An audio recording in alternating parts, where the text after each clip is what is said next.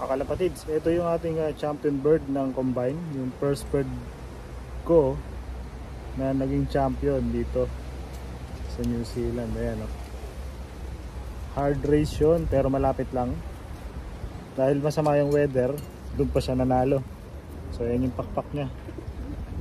So itong ibon na to, tagpo siya ng 700 kilometers. Ayan. Kahit ganyan yung dulo ng pakpak niya, natapos niya yung karera. Kaya nga lang, late siyang umuwi. Pero bago kasi nag-start yung karera, ayan, nakapag-champion naman siya. At ito yung itsura ng kanyang mata. Ayan. Malaking bagay kasi pag nag-champion ng combine. Kasi kalaban mo lahat yung buong club dito. Ayan. Yung itsura ng mata niya. Oh. Putlain lang. So itong ibon na to, ang half brother nito, lahat ng kapatid nito sa tatay, finisher ng Invercargill.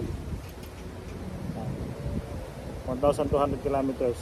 Pero siya hindi siya nakalaro kasi hindi siya kondisyon, hindi maganda yung kondisyon niya, so naiwan siya. Malamang next year may laro natin to. Ayan, so ayan yung buntot niya. Tapos yung katawan niya medyo ano pa eh, kasalukuyan pa lang nagbabalik yung kondisyon. Ayan. So kahapon na i-toss natin itong ibon. Gandang ibon ito. Ayan, oh. Talagang ito yung bata pa lang medyo gusto ko na siya.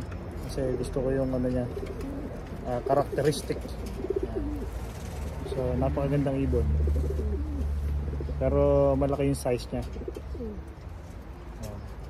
715. So yung kapatid nito, yung nestmate niya, lalaki rin, 716. Yun, nag third overall yata yun or fifth naman sa club namin ng championship race namin. So maganda naman yung ano nila, na-produce.